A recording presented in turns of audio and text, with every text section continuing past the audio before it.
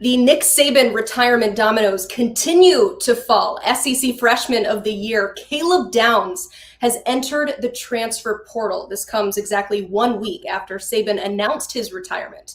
The top safety in the 2023 class led the Tide in tackles this season as a true freshman and collected all SEC and All-American honors in the process. He immediately becomes the top player in this portal cycle per 24/7 Sports. Let's welcome in John Talty of Bama 24/7. And John, before we get to the what now, my first question is why? Yeah, I think it really is actually an easy question to answer. It all goes back to Nick Saban retiring. This is, Caleb came to Alabama to play for Nick Saban, especially as a defensive back. He wanted to learn under Nick Saban, the master. People have joked for many years that Nick Saban's the Alabama head coach, but he's also the defensive backs coach. It's something he's been very hands-on over the years. And Caleb really loved learning from him and really able to get as much information out of him as he could. So when Saban left, I think that set the ball rolling. I think when Travaris Robinson, his position coach, who he was very close with, went to Georgia, that made it probably one step closer. And then I think after Alabama made their defensive hires yesterday, hiring Kane Womack as defensive coordinator, and then Mo Linguist, who's expected to be a co-defensive coordinator, I think that kind of made it clear to Caleb that he wanted to pursue other opportunities and is now intending to enter the transfer portal. Our national college football reporter, Chris Hummer, actually said that a Power 5 director of player personnel said that Downs could potentially get top quarterback money. We saw what he was able to do in Alabama's secondary last season, but what does his market now look like since he's in the portal?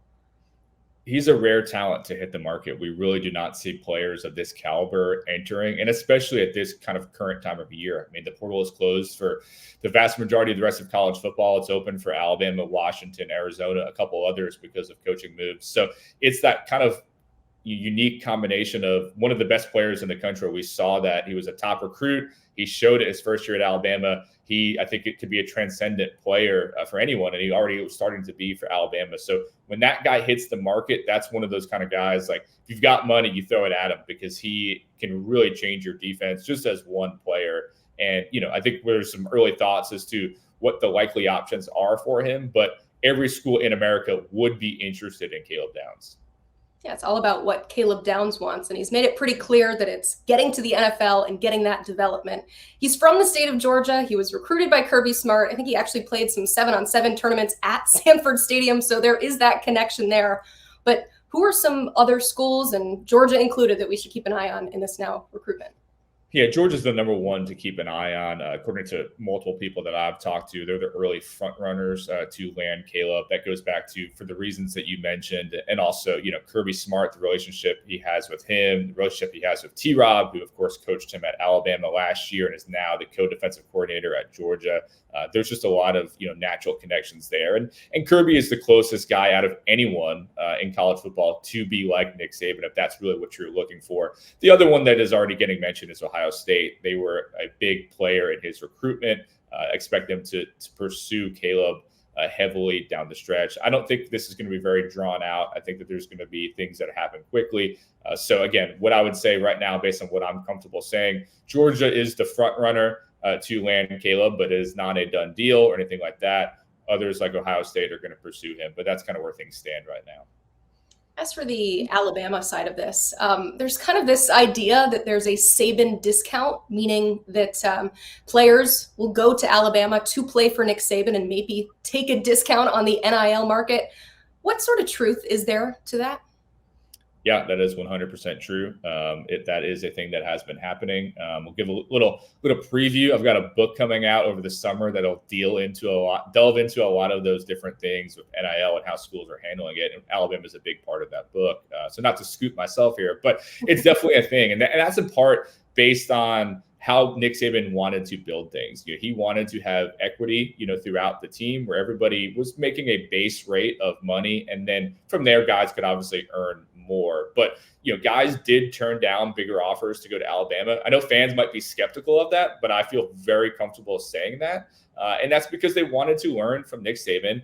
and they wanted to be prepared for the NFL. And Alabama is not the only one that gets a discount. I think Georgia is another school that gets a Kirby Smart discount to some extent, just because people want to play for Kirby. They know they have a chance to compete for a national championship, and also will be able to be developed for the NFL. So it is a thing that Alabama has succeeded in spite of. Having Nick Saban at the top, guys came from all around the country wanting to play for him. And now this is no knock on Kalen DeBoer, but he is not getting that same discount moving forward. I think you're going to see more guys make business decisions. I think you're already seeing that in terms of some of the guys who are hitting the portal and going elsewhere. So Alabama is probably going to have to adjust their strategy to some extent moving forward, not having a legend like Nick Saban at the top that allowed them to get into different rooms and get different players that otherwise might not have been able to get. Yeah, I think business decision was the exact language that wide receiver Isaiah Bond used for why he hit the portal, now ending up at Texas. You put him in the mix. Caleb Downs now. I mean, multiple players have hit the transfer portal for Alabama. So what level of panic should Tide fans be feeling right now about this roster?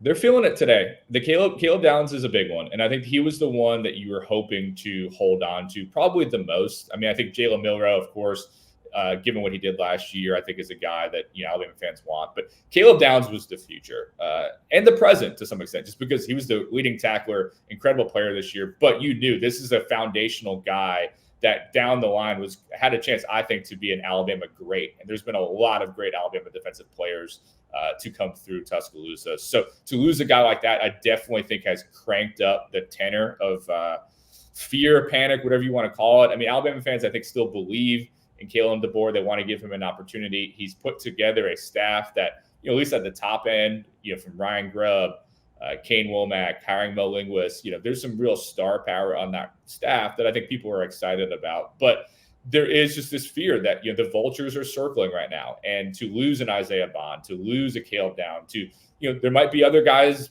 who jump in the next couple of days as well that would impact Alabama fans. So there's some real nervousness. And I think it's just generally a feeling that they have just not felt in a long time. The rules have changed. They haven't been through something like this. There's been so much stability at Alabama. And Nick Saban talked very openly about the transfer portal, that pretty much we're never going to lose a guy that we really don't want to lose. Now, they've lost talented players, but for the most part, he said, we're going to add guys that we want to add, and we're not going to lose our top players. And with a guy like Caleb Downs entering the transfer portal, that is different now. And so this is just kind of the new world that Alabama fans have to deal with in a post-Nick Saban Alabama tenure.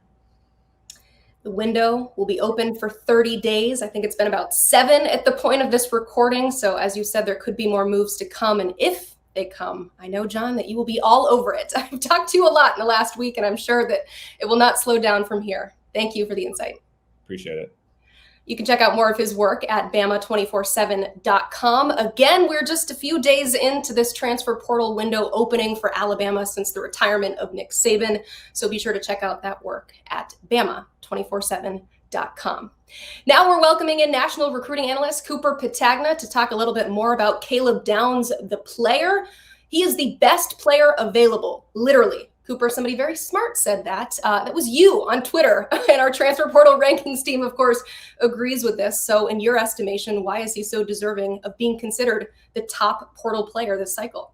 Well, he's got everything you could ever want. I mean, just in terms of the athletic ability, the skill set, the position versatility, and then he's got rare instincts as well. You can play him pretty much anywhere on the field. That's what we thought when he came out of Mill Creek just a year ago, the #1 safety in the country.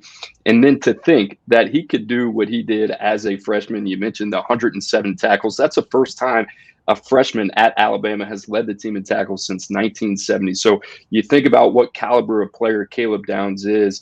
He can do so many different things, and I talked about that versatility. So for this guy to be on the market as a freshman with 2 to 3 years of eligibility left, it just goes to show what type of market he's going to have. And you've seen some crazy numbers being thrown around potentially for the potential suitors of Caleb Downs. Just goes to show what type of player he is.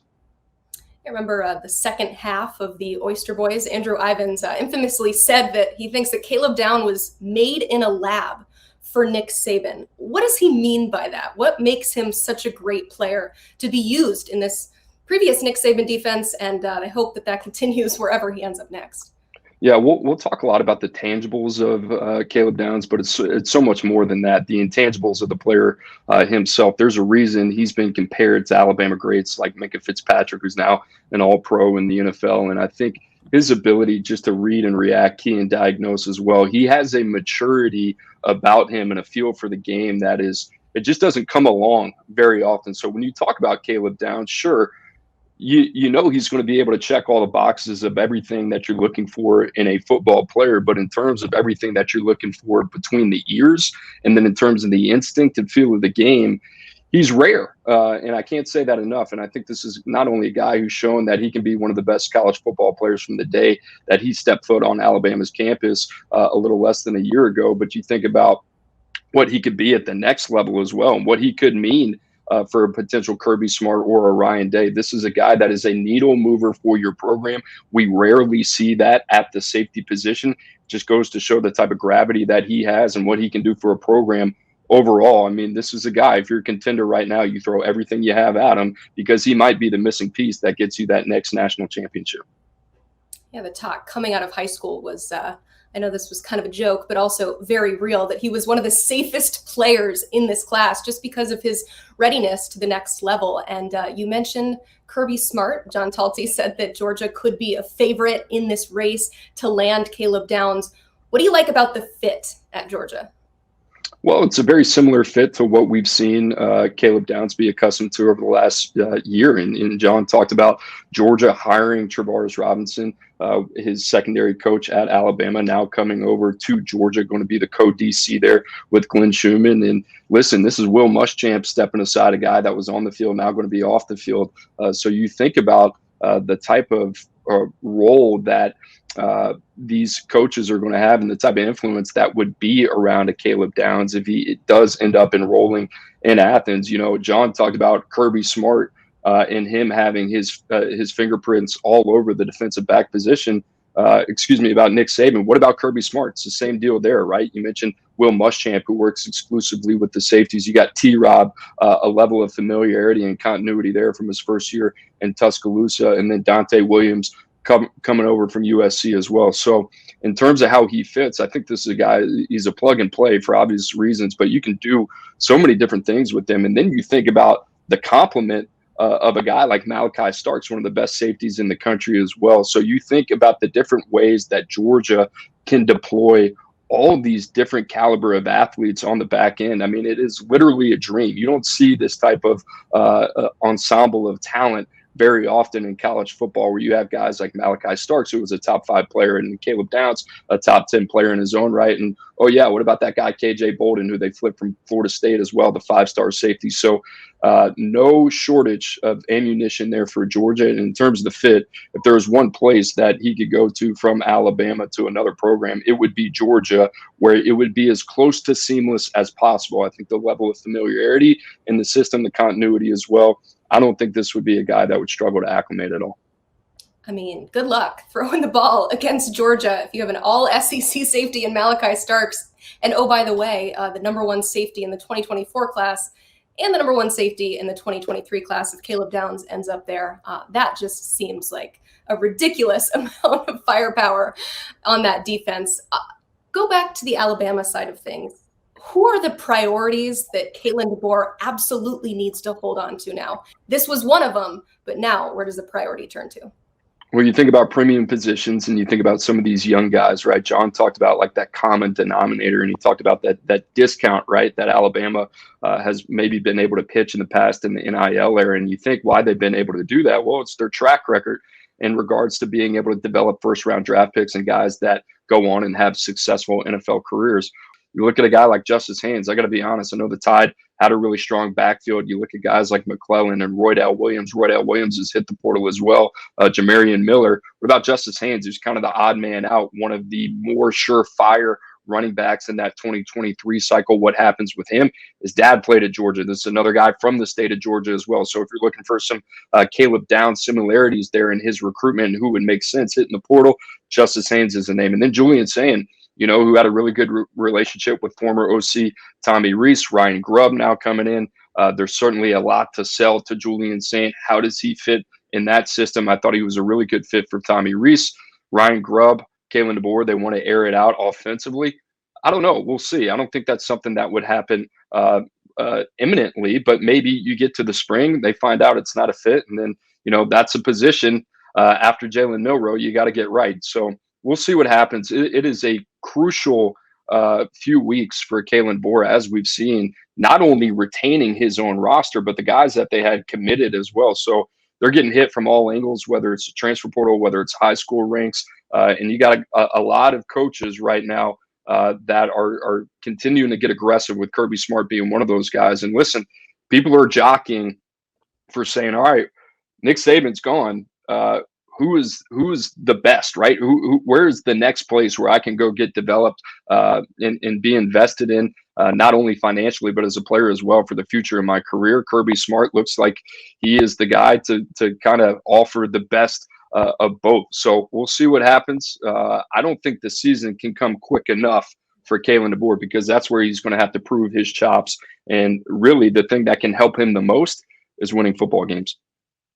Certainly. Thankfully, Alabama has a very deep roster and the number 2 ranked class in the 2024 cycle coming in. So still a lot of pieces to work with. Coop, thanks so much for that breakdown. You can check out more of his work alongside Andrew Ivins, our director of scouting, on the 24/7 Sports Football Recruiting Podcast. Check it every Tuesday and Wednesday at 5 o'clock Eastern on the 24/7 Sports YouTube channel.